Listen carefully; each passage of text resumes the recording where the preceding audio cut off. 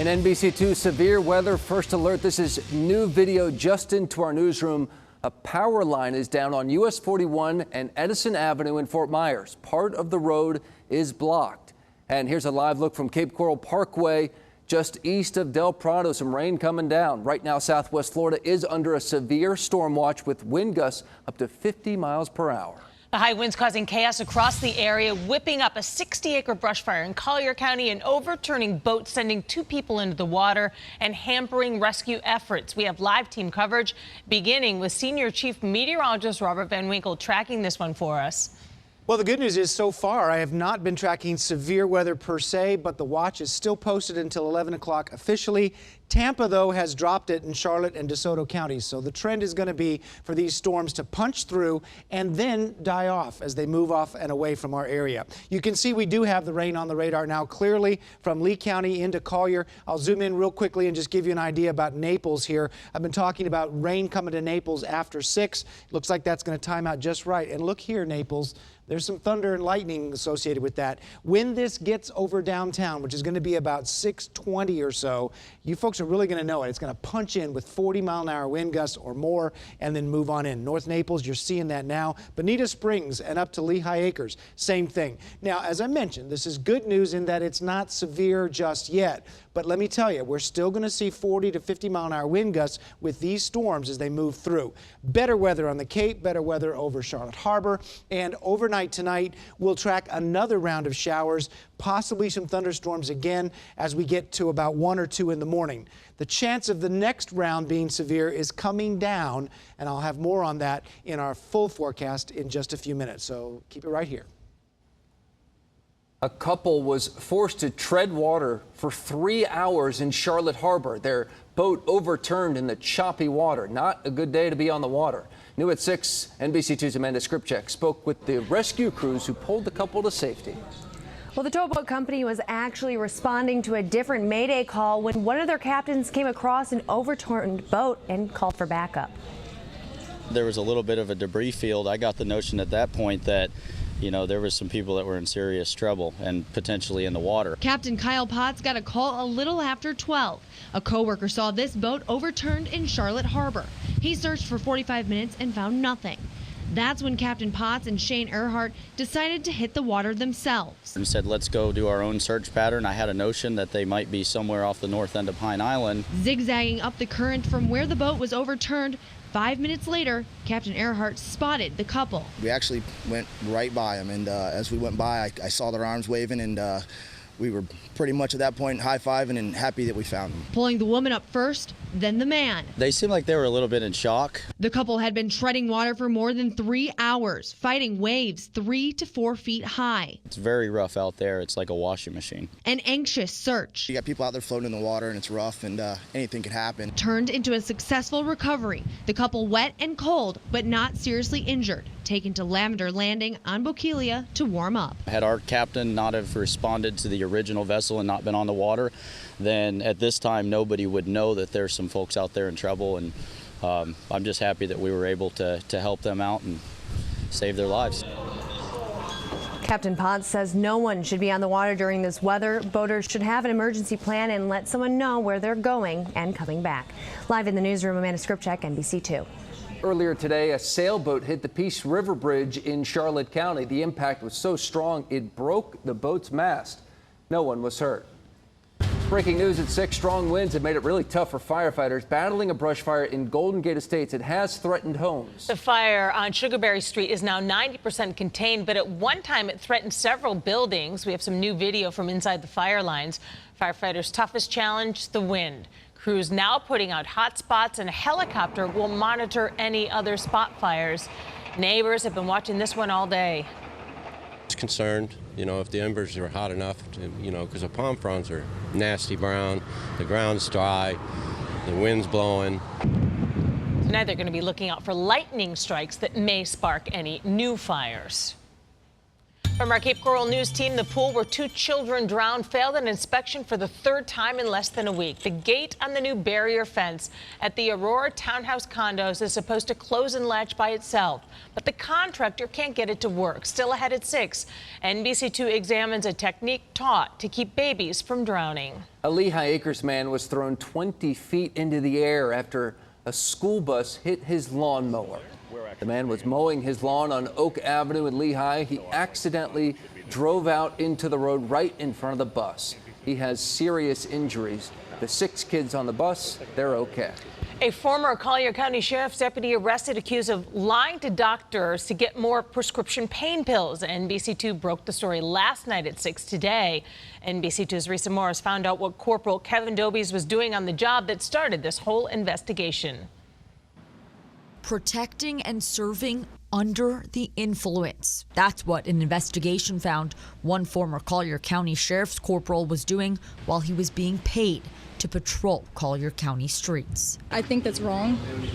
I think that's sick. Former Corporal Kevin Dobies is facing charges filed by his own agency. An investigation that started early last year found that for months, Dobies lied to a handful of doctors to get prescription pain pills like oxycodone and hydrocodone. People who live in the county found the news disturbing. They could change the life of someone that they are arresting, and if you're doing that under the influence. Fellow deputies reported Corporal Kevin Dobies because they said he was acting strange at work and falling asleep while on duty. The Collier County Sheriff's Office started an internal investigation and found that he was using drugs while on duty, and that's when they started the criminal investigation into his actions. All of that started in February 2016, and Dobies was fired in September. Anna DiMercurio with Drug Free Collier explains no one, even members of law enforcement, is immune to drug addiction. It can happen in the best of families, can happen in the worst of families. The former sheriff's office employee is now charged with 4 counts of withholding information from a practitioner. Dobies is out of jail on a $20,000 bond. In Collier County, Risa Morris, NBC2. A Charlotte County father was pepper sprayed, his 7-year-old son abducted. Today, for the first time, we're hearing the 911 call. He is awake. He is flushing his eyes. He is breathing a little heavier than normal. He's worried about his high blood pressure.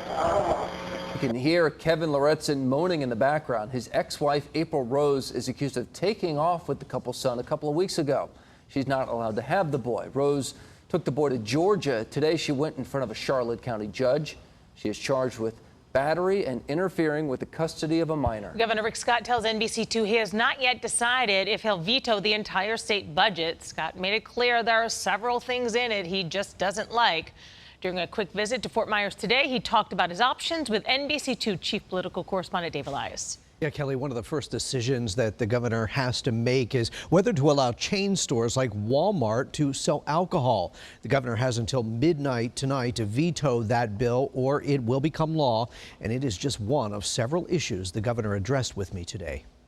If we want more jobs in our state, we've got to get more tourists. We're going to get more tourists by marketing. Governor Rick Scott speaking to hotel and restaurant owners in Fort Myers about the importance of marketing. He's upset that legislators want to cut funding to Visit Florida, the agency that markets the state. It's important that we fully fund Visit Florida. I think the number needs to be $100 million. The voters decide. Legislators like Dane Eagle disagree. When it comes to Visit Florida, look, I'm all for marketing our state, but the waste and the abuse that we've seen as we've increased Visit Florida's budget has been astronomical. Legislators reduced the funding to $25 million. Small businesses say that decision most affects them. They don't have big marketing budgets to bring people in from out of state. They're relying on Visit Florida, who does that for them. Another hot topic in the budget, education. I've heard from a lot of both superintendents and school children and teachers and parents about how it was done this year, and so we're reviewing. I think the only option he has in terms of the validity of this particular piece of legislation is to veto it. Governor, I know the budget hasn't made it to your desk yet, but are you considering a veto? I'm looking at all my options, Dave. I have the opportunity to veto the whole budget, a portion of the budget, or any line in the budget. Now, once the budget is printed and sent to the governor, he has 15 days to act on it. Some close to the legislative process predict that he won't veto the whole thing. That would likely cost too much and require a special session, but it's likely he'll veto numerous items in it. Live in the studio, Dave Elias, NBC2. A Cape Coral electric worker says a man with a knife threatened him. He was working on a power pole last night along Chiquita Boulevard. He waved at a driver to slow down and says that driver then stopped and came at him with a knife. A sheriff's office employee saw what happened and drove her car between them. No one was hurt. A thief with a craving for red meat. Lee County deputies looking for this woman who they say stole more than $1,000 worth of meat from the Winn-Dixie. Deputies say she hit the store off Palm Beach Boulevard 4 times this month alone, slipping the meat into her purse and walking out the door. If you recognize this woman, call Crime Stoppers. Stop that system. That system's not working. That system has been in effect since 1964, and it hasn't worked yet. You are paying a toll to cross the Cape Coral Bridge, but the money isn't being saved for bridge construction that we know will be necessary. The NBC2 investigators question why. New at 11. A nightmare situation. Oh yeah, it hit home. I just felt so bad. These poor little kids. Prompts parents to take drastic steps to protect their own. I'll show you how babies can save themselves from drowning. Ahead at 6. And the Naples area is up next. The first alert storm track shows that thunderstorm right over downtown Naples up to North Naples between now and 6:30. I'm going to track the entire area's thunderstorm pattern for you and tell you what you can expect tonight coming up. Just into our newsroom, FPL crews arrived to fix a downed power line on US 41. These are some video we just got into the newsroom, likely because of all the heavy winds. We are told that traffic in the area of US 41 and Edison Avenue, as you can see, is a mess. A lot of traffic backed up, so if you're headed in that direction, be aware of it. Speaking of a traffic backup, the traffic light is out right now at US 41 and Daniels. Police are there directing traffic, but that is one of the busiest intersections in Southwest Florida. Yeah, now we've had 50-mile-an-hour wind gusts as these storms have punched in. So if you have not received any of those 50-mile-an-hour gusts, your perception might be, what weather? But trust me, we've had some very strong storms here today, and especially in Cape Coral. It didn't last long, but that's where our first 50-mile-an-hour wind gust was. And then we've got one just recently in North Naples at the Naples Grand. So these storms are most active now in South Lee County and Collier and in Hendry and Glades counties. Most of Lee out to the Cape and up to Charlotte Harbor looking better and even brighter. The sun's actually coming out a little bit now around Punta Gorda and Cape Coral. You can see this storm now over North Naples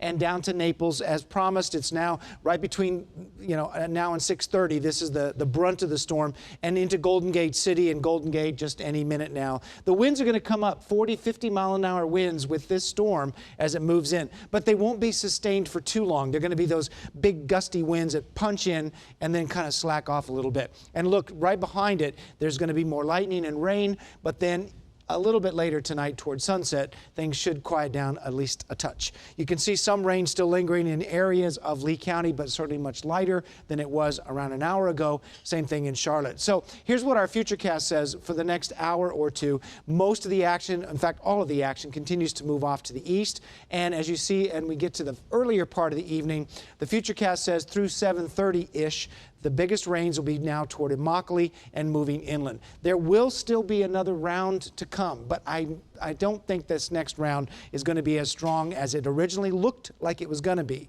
So overnight tonight, we have a few more storms possible, but right now it's not looking like that next round is going to be as strong as this first one. So there are those two big wind gusts, and you can see even the sustained winds still at about 20 miles per hour. Temperatures responding to the rain, as you might expect, down into the 70s, humidity way up. So as we go from 8 to 9, 10 o'clock tonight, the best chance for rain is going to be down here. But notice the forecast model's not quite catching up to what we just saw on the radar. In other words, it's much more aggressive with rain than what the actual radar looks like. So take this with a little grain of salt that overnight we'll still have some thunderstorms in Collier and possibly up towards South Lee County, but it looks like the coverage will be pretty isolated, and the chance of the severe weather out of this now is coming down as we speak. So the front is still out to the west. The front will continue to move toward us.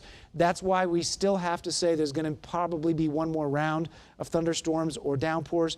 It'll be overnight and into the morning. By tomorrow afternoon, here comes the big blue H, and this is good news because by the time we get to this time tomorrow night, it'll all be over, and we are looking at a great weekend. Let's look at the numbers. Boating weather, as I said earlier, I'm absolutely shocked that there was news today about boats overturning and people out in the water. The small craft advisory was put up 24 hours ago for 20 to 30 knot winds, so it's still there.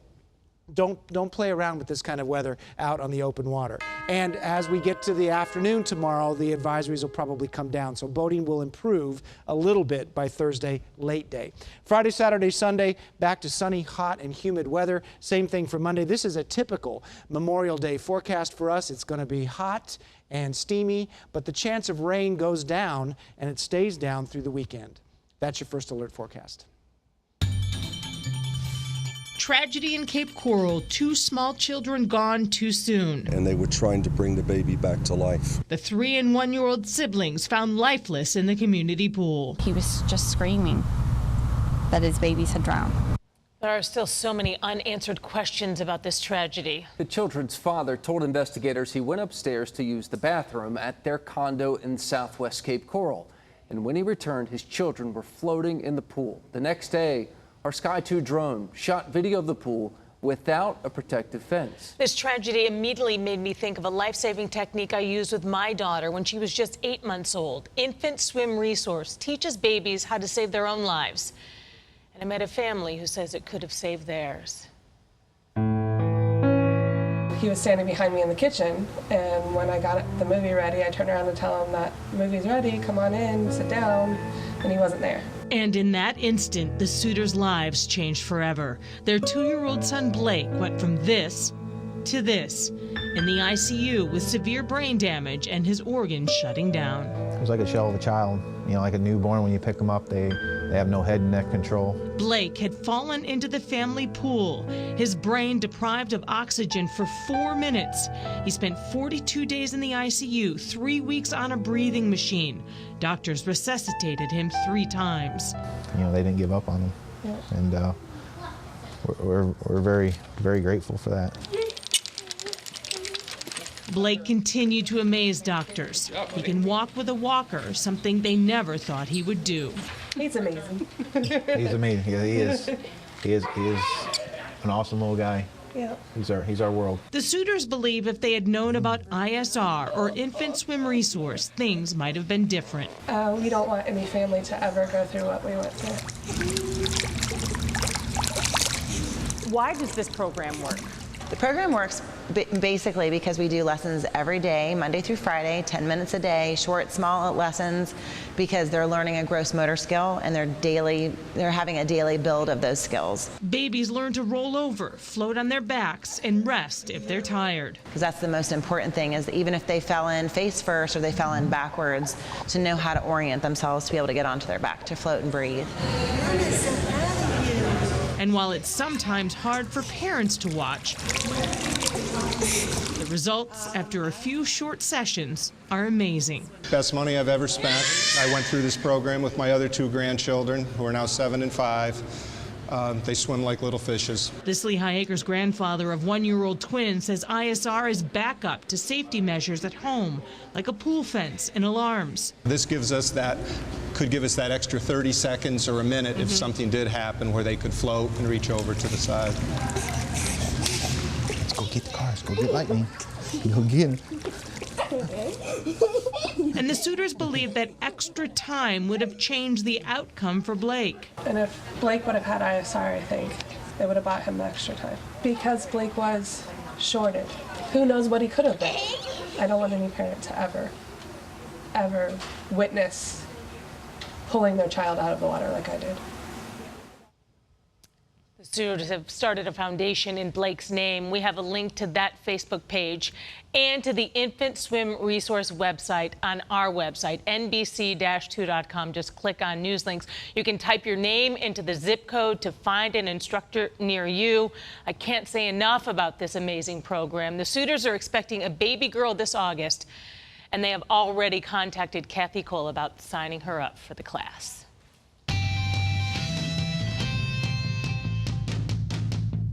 Really moving story, Kelly. Great information for all parents.